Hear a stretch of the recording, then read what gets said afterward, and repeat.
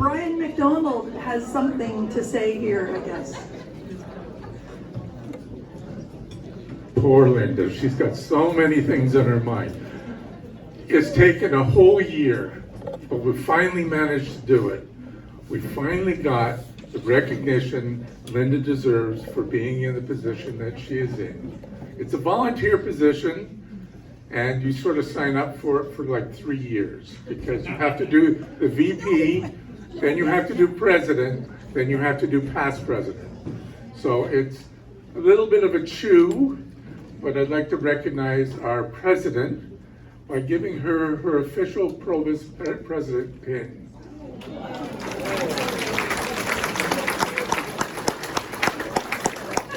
My term is almost over, so thank you so much. She was the one who was supposed to buy it. Oh, thank you. Now I'd like to invite Doug up to make an introduction.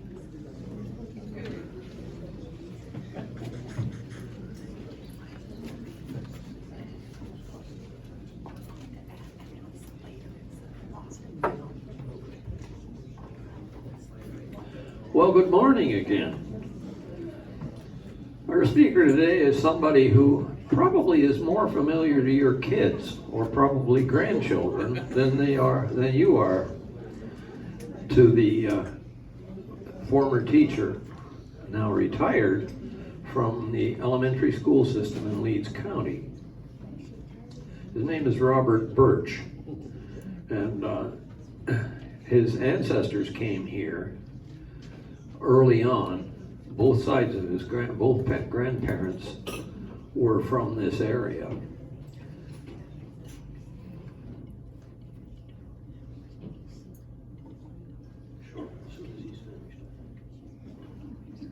Do it now? Okay, apparently we're going to do a 50-50 draw. I'm so sorry, I'm so sorry. You're on deck. This is normally done before the speaker comes up, and if you wouldn't mind, Robert, drawing the winning ticket? I can't wait. Did you draw it? Did you pay? No. Okay, no, you're good, you're good. No. Nope. Not a weekend, I'll be lucky. Got one here. Okay, I have a number, and the number is 1694491. Put it back. Yeah, she obviously didn't win. There it is. Bruce Corbett. Bruce Corbett won. Oh. Okay, we have a winner. How much was in the 50-50 this week, this month? Hey, Donna. How much does the prize? 120. Congratulations.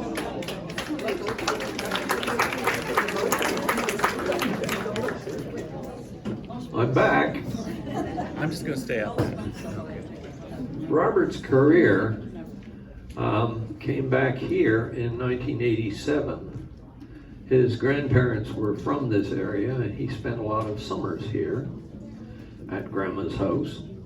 And so he came back here during his career, and he taught at various and sundry elementary schools in our area, notably Lansdowne, which is where my grandnephews attended school and Robert's class. He also attended was teacher at Linklater, Hiscox, and McDonald. So anybody who has grandchildren, I assume by now, in any of those schools, pretty good chance that Robert is a very familiar name. He came back here, as I said, in 1987. I met him very early on when he was here at the Gananoque Historical Society. And he's just got a huge interest in people history. So I met him, and he was very involved in his hobby. He's currently a board member on the Friends of Springfield House, which is the Maori-town equivalent of the Gananoque Historical Society. He's on the board at Thousand Island, leads in the Thousand Islands Township Historical Society, and of course on the Gananoque Historical Society. So, and he is on the board for Willowbank Cemetery. Now Willowbank, maybe steal some of his thunder. I don't know how much he's going to tell you about Willowbank. Probably not very. But it's the oldest cemetery, or contains the remains of the oldest cemetery, which of course was actually in Gananoque up on Church Street. And those bodies were moved when they built the Commodore. Some of you lived there. But Well, not quite, but we'll get into that. okay, he'll tell you the truth. Okay, many early residents in this area have very interesting stories. And Robert knows what they are. Some of them. So with that, do you want the mic? Probably need it. We have. Yes, I do. Thank you so much for that introduction. Yes, indeed. And just so you know, although it sounds like I have a very important resume, I'm a volunteer and I'm an enthusiast and a lover of history, but I am no means an expert. There are many more people who have much more knowledge about the area than I, and I will introduce some of the stories that I have come across as secretary of the cemetery, just walking around looking at the stones. So I call this Willowbank Stories from the Stones, and that is the front gate of Willowbank Cemetery. If you haven't been, it's about 2 miles west of Gananoque. Here we go. We're going to do 200 years in 25 minutes. Okay, let's go. Let's go. All right, so just so you know, there is a word for people like me, and it is called a taphophile. A taphophile is someone who has a fondness for cemeteries, gravestones, and the art and history associated with them. The term is derived from the Greek words taphos, grave, and philia, love. Taphophiles are not necessarily morbid, they can be, but rather appreciate cemeteries as historical records, places of artistic expression, and peaceful spaces for reflection. And you were talking earlier about travel and people sharing their travels. Whenever I travel abroad, I always go to the oldest cemetery or a cemetery. So the Père Lachaise Cemetery in Paris and the famous cemetery at Hampstead Cemetery in London, a few cemeteries there, New Orleans, Charleston, so I really enjoy visiting cemeteries, so that could be a future talk sometime. There you go. All right, so there is a word for people like me, and we're not morbid. All right, so why am I showing you this old newspaper clipping? Well, that is a clipping of just a history of our area that I found when I was going through newspapers.com. And it is essentially about Carleton Island. Why Carleton Island? Carleton Island is an island that you may know near between Wolf Island and Cape Vincent, New York. And it was a very important strategic spot because as people traveled up and down the river, they would pass that channel on the south channel. It was more protected from the prevailing winds, and it was a very important area. During the French and Indian Wars, or the 7 Years' War, or whatever you call it, depending on where you come from, there was a big, a conflict between the French settlements in North America and English.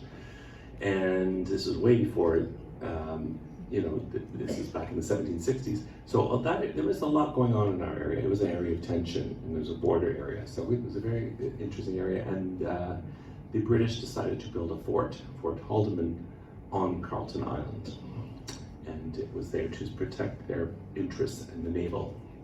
Now, the earlier French settlers tended to go along the North Channel, the Bateau Channel, which is between Howe Island and the mainland, to get to Fort Frontenac. So, but this was also in a very important place. So why am I mentioning this? Let's keep going. There's a map of Fort Haldimand. So Fort Haldimand, not a big fort, but it was very strategic and important, and it had a naval harbor. And anybody coming up and down from the lakes would have to go by it. So, after the American Civil War, not Civil War, the Revolutionary War. How many people saw the Ken Burns documentaries that were on recently?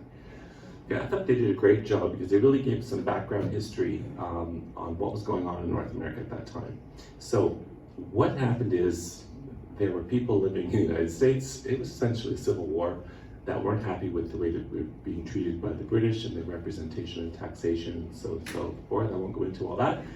But there was the battle with the Revolutionary War that started.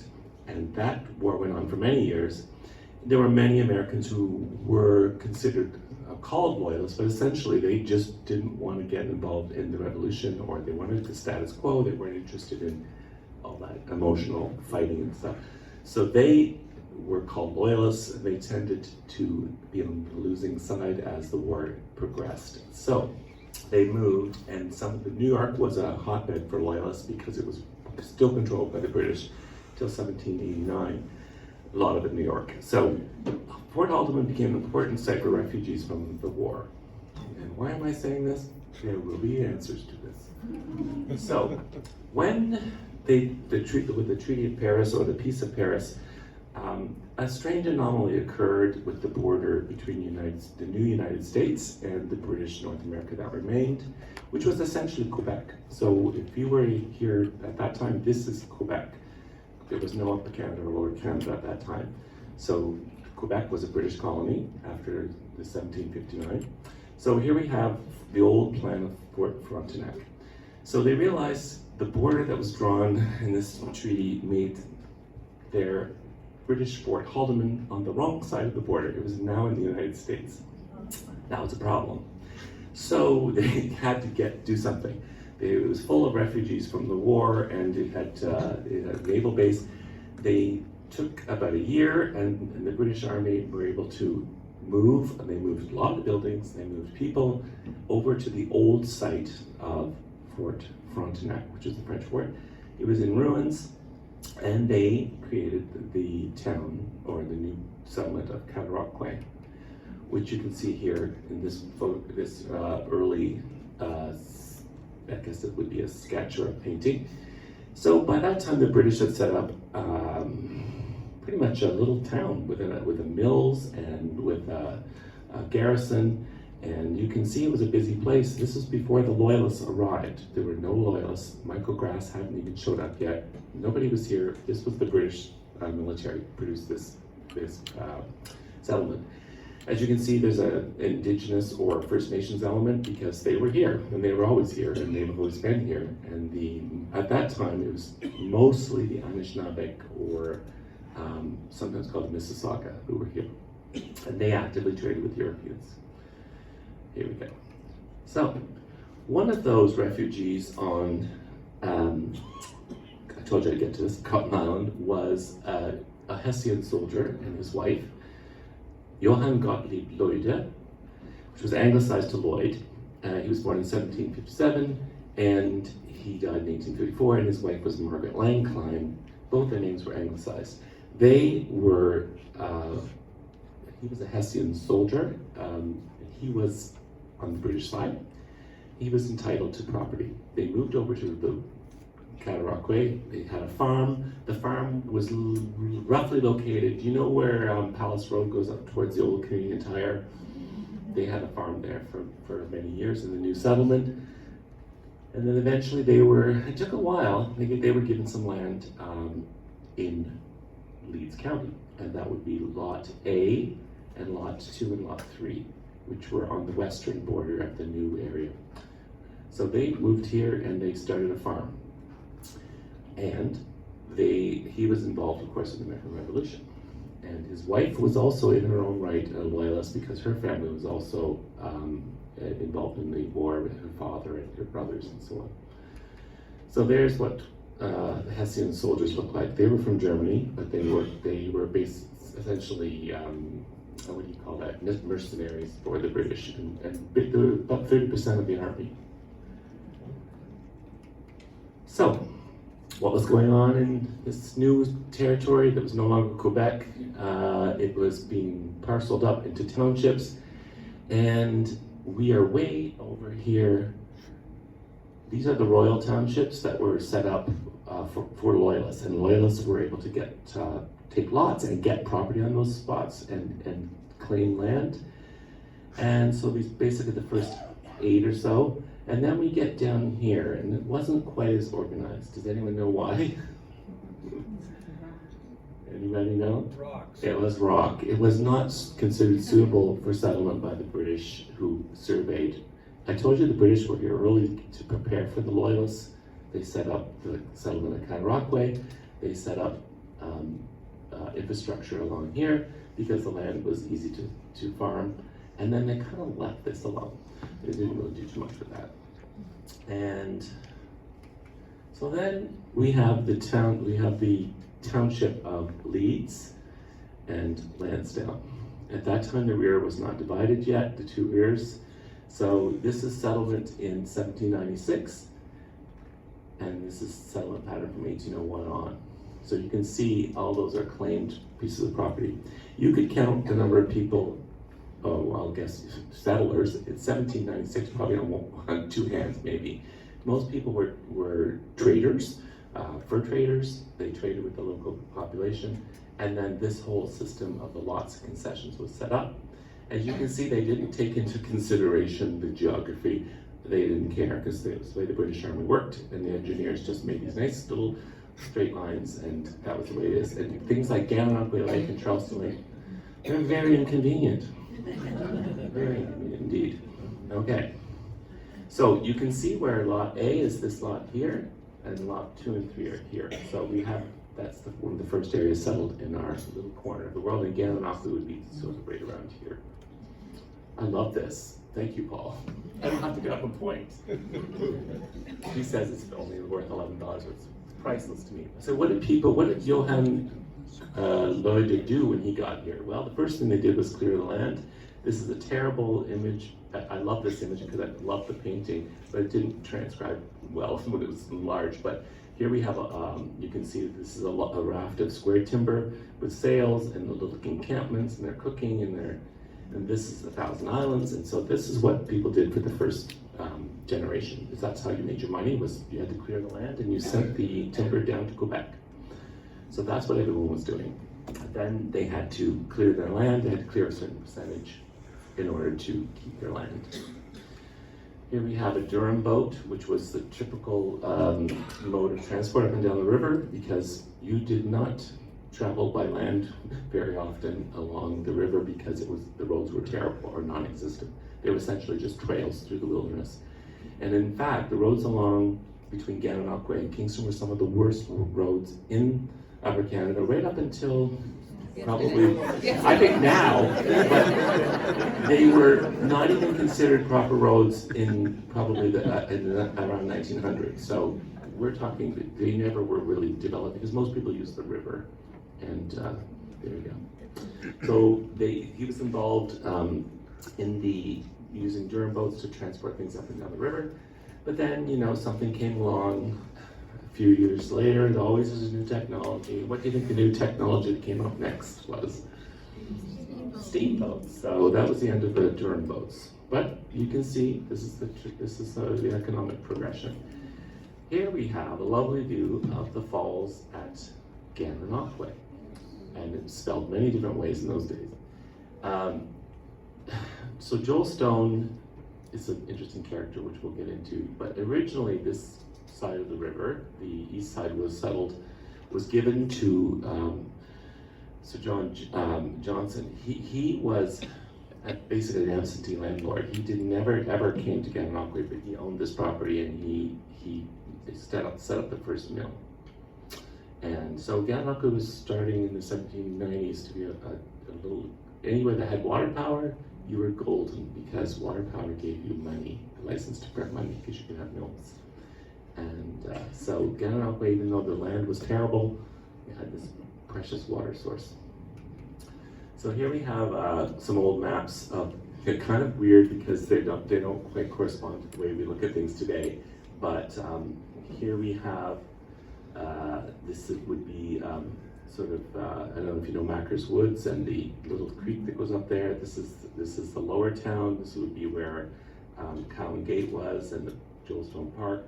This is the river coming in. And this is the point where the inn is, and this is a trail that used to go along roughly kind of where Stone Street is now. King Street used to go up like this and then across the little bridge there.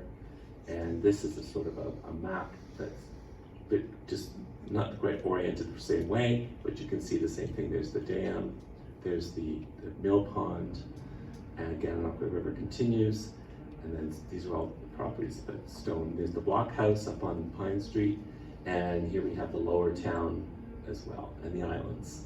And that would be sort of where Macker's Woods is. So that's what was going on early on when Joel Stone was here. So, what happened with this Johann? I'm gonna go back to Johann Lloyd and John Lloyd now. He had a son.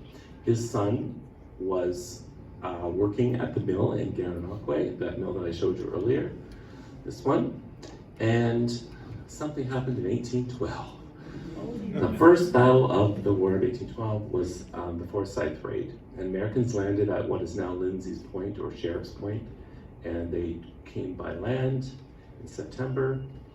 And John Lloyd was working at the mill, and he was part of the militia. Unfortunately, at that time, the militia was fairly poorly trained and fairly poorly equipped, and they did the best they could in situation, which basically they lined up on the road, and they saw the approaching Americans, and they took all their ammunition and shot it off at once. And then they made a hasty retreat, and they hid in some buildings. And in the meantime, the Americans attacked Joel Stone's house and ransacked it. And you all probably already heard about Mrs. Stone. Poor Mrs. Stone got shot in the hip or the upper thigh, and you can determine what part of the anatomy that was, but she survived. And there was some looting and ransacking. Joel Stone was not around. Where was he? He's the colonel, he's the big shot in the town. He was not there. And there's a lot of question about where he was and what was going on. Where was the rest of the militia?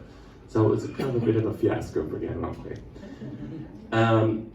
The 10 prisoners were taken, and one of them was John Lloyd, the son of Johann Lloyd. He was taken prisoner and taken over to Sackett's Harbor and was kept there. And he got very, very ill while he was there and developed measles.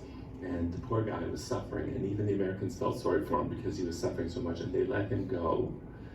They gave him they discharged him released him from the jail, and he was allowed to return home.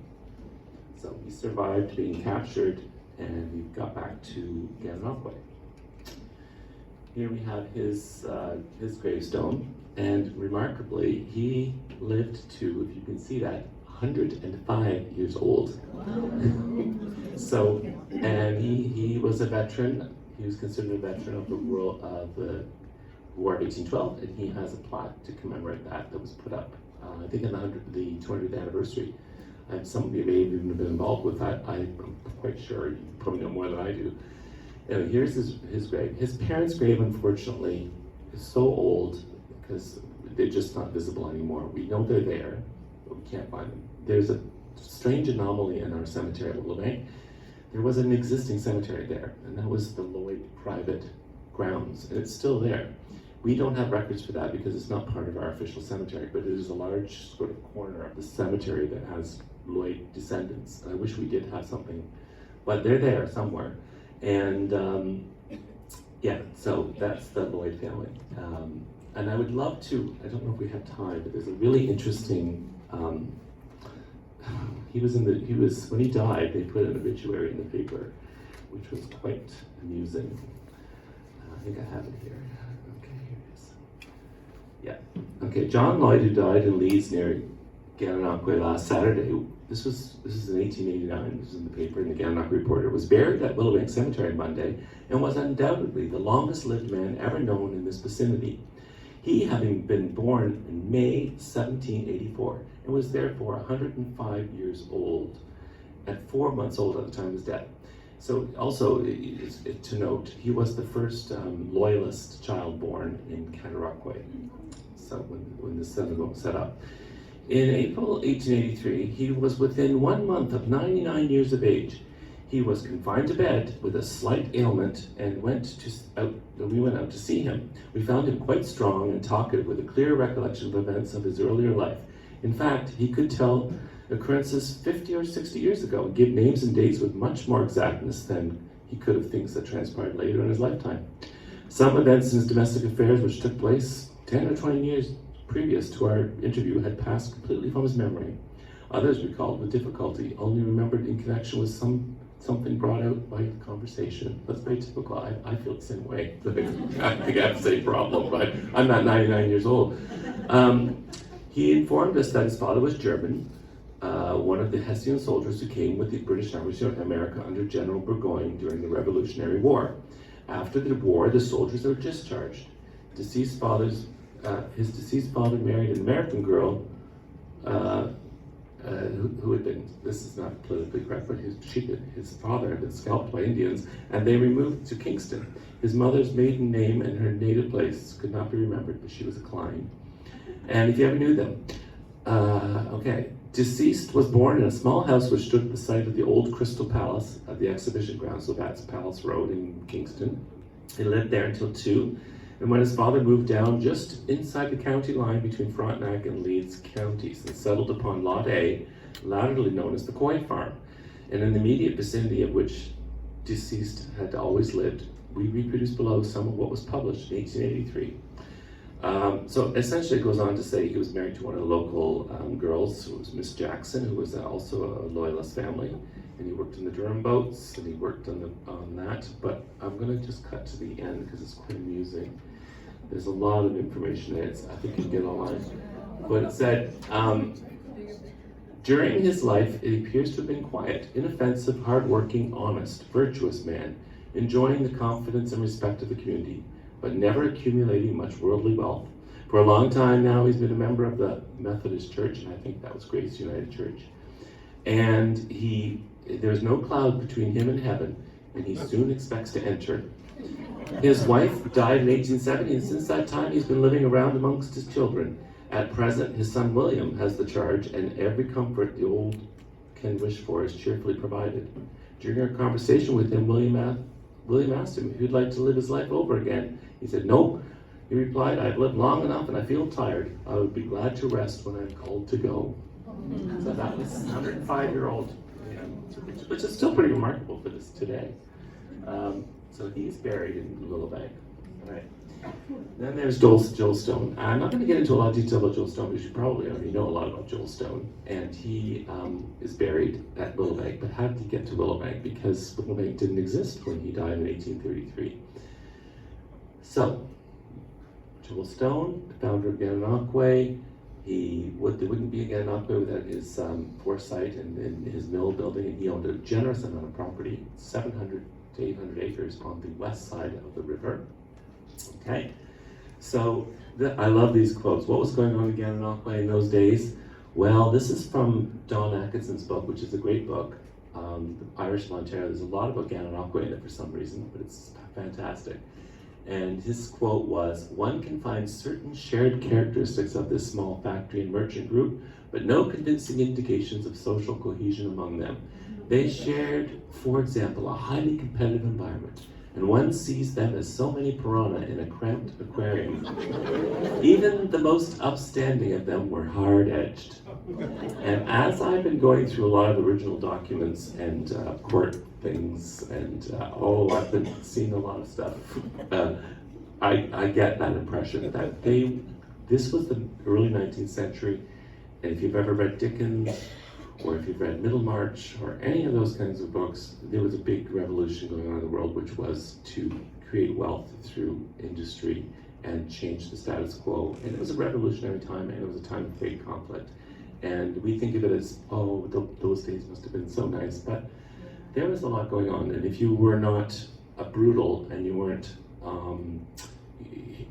successful in the business world, there was no safety net. You just went down to a very bad place and you may not survive. So this was kind of the environment that was going on in Gananoque and every small town in Upper Canada.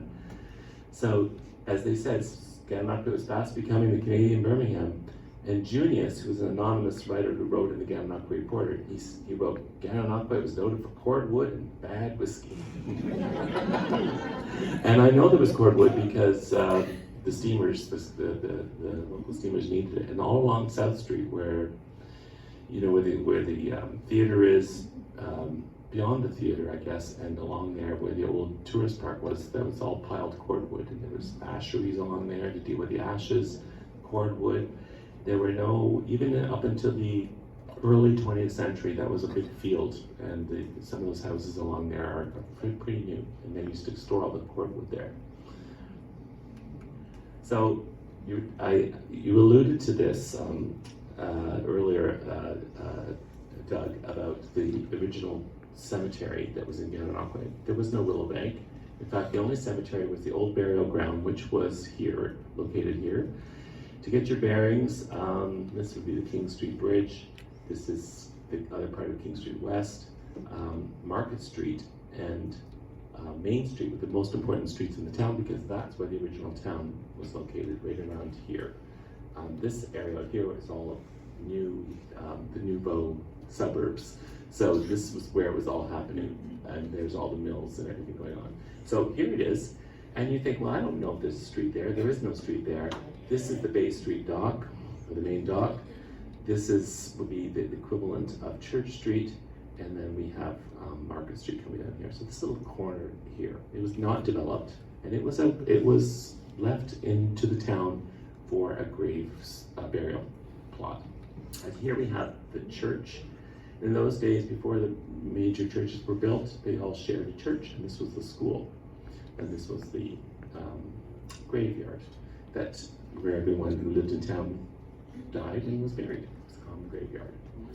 Okay, so here we have a picture from today. We have Market Street here, Princess Street, Church Street, King Street, and you can see there's the Commodore, and there's Bay Street. So there's the streets there, and all this area in here was set aside 4 acres as a burial ground. So what happened? Where did it go? That's a very interesting question. Joel Stone left it to the town for in perpetuity, and it's now backyards of people's homes. This is, I don't know if you know Frank O'Hearn, this is his place. Frank O'Hearn has the biggest plot, and here we have the Cheever House, and it's got a strange lot here. So some of these places, some of it is undeveloped, but it is still private property. How did that happen? Well, I could do another whole 2 or 3 lectures on that. Essentially, when all of Joel Stone's relatives and children had died, his grandson decided to make some money. His grandson was William Stone McDonald, and he basically subdivided the lots and sold them. So then they had to do something with the bodies. So that's where we get the starting up again of the Willowbank Cemetery. They needed to move the bodies, but they didn't move all of them. They moved the prominent citizens. That would be the relatives of Joel Stone and some of the other people. And then this is the charter to start the Willowbank Cemetery. And those are the big signatories. If you look carefully, you will see names of very prominent people that we talked about that were living in the fishbowl. The Bro brothers, they owned mills, flour mills. Britton, McDonald, Auchinville, Cowan, McKenaman, Legg, Mitchell, George Mitchell, who eventually became Mitchell and Wilson, Darling, Higgs, and Rogers, Richmond, and so on. So they were all the prominent citizens decided to start the cemetery company in 1856. And they bought shares, and you can see their shares. So John Bowie bought 2 shares for $10. And it's interesting, in 1856, they were still using pounds and shillings and pence, but by this time they transferred over to dollars. And there's the survey, the original survey of the land, and probably you're wondering, why did they choose, Gananoque needed a new cemetery because the other one was too crowded and it was unhealthy and it was not being maintained. They needed a new cemetery. Why did they choose this area? again, it was geography, because there was a sandy loam plain to the west of Gananoque, but nothing much to the north and not much to the east. So they chose this property here, and it was available, and it was not on a hillside. So that was conveyed by John Bowie in 1858. And then it was laid out and surveyed, and it was interesting. So there's the original Lloyd Cemetery, private cemetery that was already there. And here is the layout, which just goes around. This is a large knoll or hill here, and the road goes around, and there are other roads now that go back there, but these were how the lots were originally set out. And that was set out in a similar style, in a miniature version of what might happen at Cataraqui Cemetery or Côte-de-Neige Cemetery or Mount Pleasant Cemetery, which were garden cemeteries. And then there's some of the prominent families I talked about. And there's the graves that were moved. And they have been laid in concrete many, many years ago, over 100 years ago, I would think. And they actually are in pretty good condition. You can read them quite clearly, and they're made of marble. And marble doesn't weather very well, but it seems to have done very well, because somebody's been cleaning them. And this is his wife, Abigail Cogswell, who was shot in the upper thigh during the war. And there's her grave. She was interesting. She was his second wife. She was born in Connecticut, in the same small town that Joel Stone came from, and she ended up living with her husband near Brantford. And when Joel Stone's first wife died, they must have got reconnected, and she came to be his new wife in her 50s, and she brought her children with her, older children. And then, I don't know if any of you were involved in this. Doug, do you know much about this? This was done around 2000 something for the... Very recent. Yeah, and it's a really nice job. They've done a reproduction of the stone that's lying on the ground. Had a lot to do with that. Yeah, and then they did this nice commemorative, and you can go see that. It's in the cemetery, and it has a little. The museum was involved. It has a little barcode even on it, a code to QR code to connect with the museum. Okay, this is probably one of the hardest things, is keeping track of these families, because they all share similar names. And Charles McDonald came from New York State, and he married Joel Stone's only daughter, and Mary, and actually his only child, because his son had died, and that was why Charles McDonald became so important.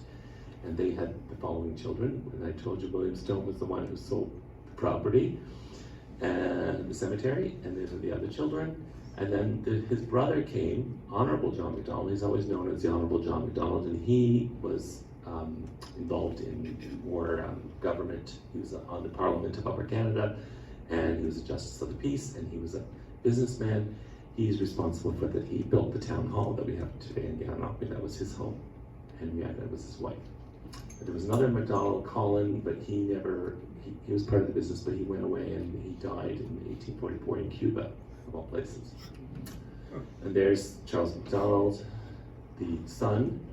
There's William Stone McDonald, the one who broke the entail for the will of Joel Stone, Colonel Joel Stone. And there's 4 generations there. There's another picture there of them. And he lived at Blake Bonnie. Blake Bonnie was his home. And so the 2 most prominent people in Gananoque were both brothers. One was McDonald, who owned Blake Bonnie. The other was Honorable John, who owned the building we now know as the town hall. So they were the cream of the crop. They were the top of the heap in Gananoque.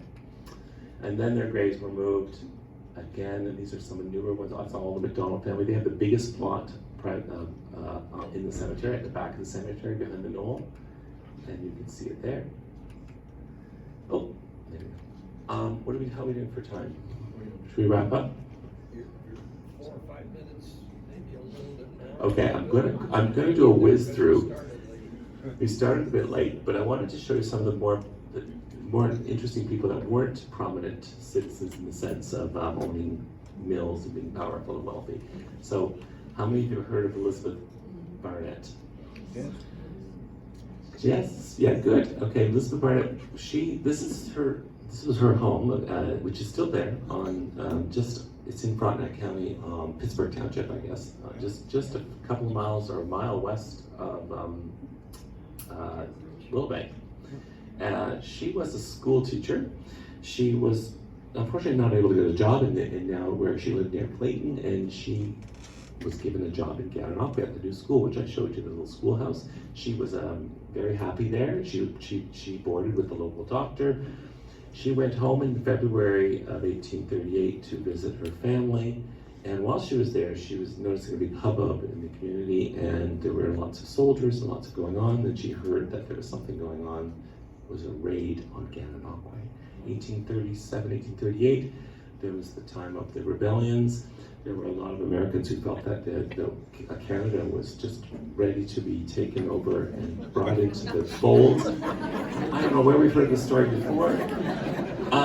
So they thought that they would just have to go, and then the Canadians would just say, oh yeah, we're going to be part of the United States, and that's all good. She was very worried about her friends in Gananoque, and so she feigned illness that she had to return to Gananoque. She went by sled in the middle of the night across the frozen river from Clayton and woke up the doctor and alerted the town to this potential attack. So she is buried in Willowbank, and she's a hero. She's our Laura Secord. There's some debate whether she actually saved the town, because I think the Americans sent some scouts over and they saw all the new, I guess the militia coming in, and they decided to just not bother, and I think it just sort of quietly faded, and they just got to Hickory Island and they turned around and left. This is a very sad story. This is Corporal John Dempster. You know the Dempster farm that's on the west side of Gananoque. He's one of the, this young lad was in the field battery. He was accidentally killed in review on the Berryfield Common, May 24th, 1882, aged 26 years, erected, and this is respectfully by his comrades. It's a very sweet memorial to this young man. And there's the symbol of the artillery, the cannon, the gun. I thought that was pretty neat. Looks like it might have been something to do with Queen Victoria's birthday, because it's May 24th. I have just a feeling that it was like, imagine being there and having someone accidentally killed while you're celebrating the Queen's birthday. Kind of puts a downer on things, I think. Here we go. Here's another sad story. This was the Ellis family, father and son. They are buried in our cemetery. They were over, and I'm not sure why they were in Morristown, but in those days, Morristown was just across from Brockville, and if you had to do work, you worked across the border back and forth all the time. And this is from 1880. James Ellis and son drowned in the St. Lawrence at Morristown. Saturday night at 9 o'clock, Mr. James Ellis and his son John of Morristown started after some goods which were at the edge of the ice, not far from the dock. It is supposed that the boy was skating and drawing his father on a hand sled, and they went too far, and both were drowned. The bodies were recovered on Sunday morning. Mr. Ellis was highly esteemed, and his family had the sympathy of the entire community. He leaves a wife and 4 children, but they were originally from this area. And this is, anyone know where this is? No, it's somewhere very close to Gananoque. It doesn't exist anymore. Yes, Anastasia, you're right. This is the old Tremont Park Hotel. This is the hotel here, and this is looking from the hotel over to Apakwe Island, where Senator Taylor's island. And then we have the famous Mary C. She was born Mary Wiseman on Howe Island. She and her husband ran that hotel on Tremont Park. Tremont Park Hotel was set up as a vacation community, similar to the ones in Thousand Island Park. And it was an interesting concept. The hotel was very successful. She ran the hotel with her husband. She was a great cook and baker. Unfortunately, her husband died. She was made a widow. I believe they sold the hotel. And then her son was moving to California, to Los Angeles, and he asked his mom if he wanted to come, if she would like to join them. She probably thought, why not? She moved to Los Angeles. In about 1921, and by 1923 they had opened up a candy shop, a sweet shop in Los Angeles. and it was very successful. It was C's Old Time Candies, and this business is still thriving today. It's probably one of the top candy sellers in the United States. If you ever go to California or Oregon or anywhere in the West, you'll see them. In 1974, Warren Buffett decided to invest in the company and purchase the company because he saw the value, and it's been a successful company since. And Mary C. is buried at Willowbank with her husband, and yeah, and it's a very modest little given. In 1994, some of the representatives from the C Company came to see her grave, to visit her grave and pay homage to her, and so that's kind of nice. So I still want some of these candies so I can have an excuse to get to California. I tried to order them online, but they're too expensive. So if anybody's going to California or anywhere, you can get them. Okay. Lastly, I'm just going to talk about the Lindsay family. I don't know if you know Alan Lindsay, but the Lindsays on Lindsay Point, it's a very old settlement there. That's probably an original French seigneury at one point. The Lindsay family moved there in 1848, and they were masons, and they needed the sand from the sandbar to create the masonry. So they extracted sand from the sandbar, and they built their farm. It's still in the Lindsay family. This is the oldest stone in the cemetery. You can't see it very well, but there's a lamb, and the lamb lying down is a symbol of a child's death. And this is James Charles, infant son of John and Charlotte Lindsay, died August 5th, 1807, aged 5 months and 26 days. Very sad little stone there, but it's still surviving. You can still read it. This stone was placed here in the probably late 1880s when they moved the cemetery from Lindsay Point to Willowbank. So we have a couple of private cemeteries in our cemetery, and some of these Lindsays go back to 1755. So this is a very old family. So that's a bit of the fascinating history of Willowbank, and I think it's kind of neat that it tells the story of the whole area through the people that are in it. And I've really enjoyed sharing this with you, and I do walking tours of the cemetery. I did 2 last fall, and it's more fun when you can actually walk up and look at the graves, and not fun, but more it's a little bit more engaging, and you're more immersed in it. So but it can be fun. There's a lot of fun stories. So that's my tour, and I thank you for your attention.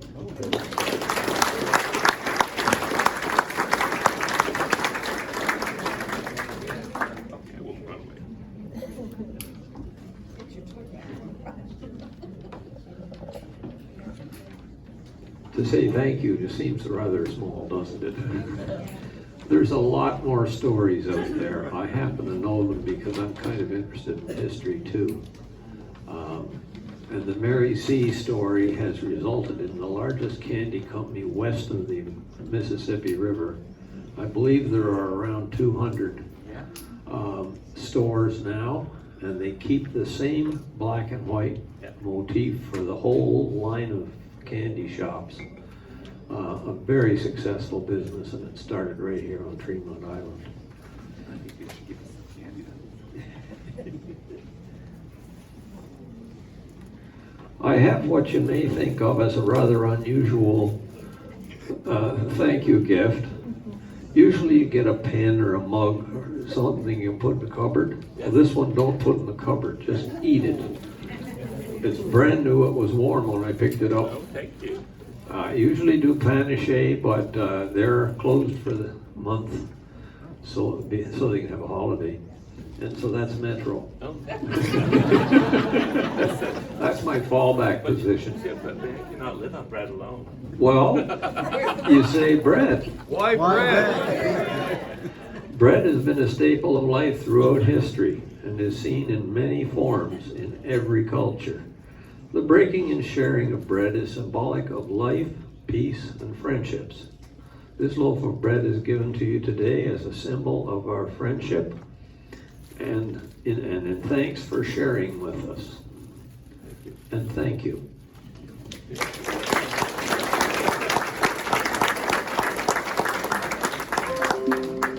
Okay. Was there any question? We're running quite late. We didn't get questions. I didn't get to show you some of the books that I use for this research, but one of them is a really new book called Cote.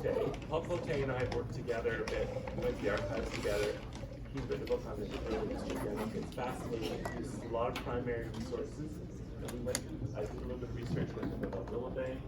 And then this is the one that I used with David Atkinson about the history of, there's a lot of history of Gananoque Bay. And I would like someone to take a picture of me with Doug because I want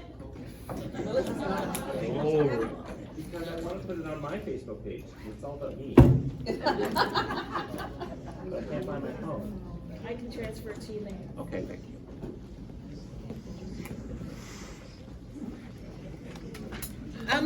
For the new people, I'm the official photographer for the club. Oh, yeah. Yes. Okay, big hug and a I don't have my kiss. bread. Oh, wait, bread. Gotta have the bread. Just show this side, don't show the Metro side. I shop at Metro. Ready? Cheeseburger?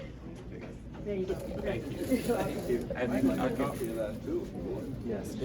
Yes. Thank you.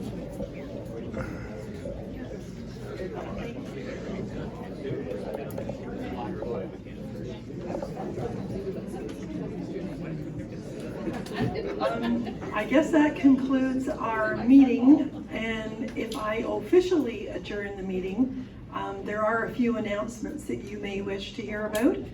So the meeting is adjourned, and Suzanne had an announcement to make, and I think there was a lady from the GAN seniors that wanted to announce something too.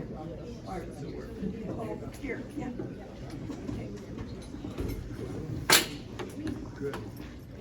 Hi, we had our line dancers here yesterday. We had a really good time. Thank you for all those who came. And I mentioned about a dance coming up at the Gananoque Legion on January 24th in the afternoon from 1 to 5. Cost is $15. And there's a band called James Rice and Trio. And they're country music, but they're really, really good. And I'd like to invite you to come and support the Legion. So that's January the 24th, Saturday from 1 to 5. Thank you. And here's Bob. Hi, good afternoon. I just wanted to speak on behalf of the GAN Seniors Association. We had our first registration for our winter courses this past Thursday. We had them right here. We are having our final in-person registration for our courses that start at the end of this month, beginning of next month. This Thursday from 11 a.m. to 3 p.m. The registration is right here. Do not come before 11 because the doors are locked till 11, and we'll be doing our final registration. And there's some new courses that some people haven't been aware of that you might want to know about. We have one that's being done by Maureen Hawes, which is about Ditch the Screen Time. It's for grandparents to learn how to play with their grandchildren, different ideas, things you can do with them, that type of thing, storytelling skills. We also have Cell Phone 101 for those that want to learn more than just answering your phone, how you can use your phone. And oh, I thought you wanted to use my phone. No, I forgot to return that. And also we have step-by-step social dance made easy. The instructors are Suzanne and Kevin, and which is the formal dance class. There's still a lot of room available of that. That's going for 12 weeks. So the classes are basically either $7 per class, or $10 if they're an hour and a half. And so we also have line dancing for beginners for the first time, and some other new ones, Words That Change Mind, which is basically a speaking course, a thinking course on how your speaking skills are, that type of thing. There's also some of our standard, old standbys. We have Get Limber, which is an exercise class. Eccentrics, an exercise class, which involves no floor work. So you stay on your feet all the time. A melt class we have, and introduction to Qigong, which is similar to a Tai Chi class. So for anyone that's interested, this Thursday, downstairs in the main lobby, that's a good word, we'll be doing final registration for that. Also, the last Wednesday of this month at Mavericks, we'll be having a lunch and learn session regarding winter driving and new rules for seniors with driving. So, Thank you. I just want to mention on February the 6th, that's the first Friday of the month, is the World Day of Prayer. And it's an ecumenical program, and this year the Catholic Church is hosting. February 6th. February 6th. Okay, I guess that's the end of the announcements, and hope you enjoyed the meeting.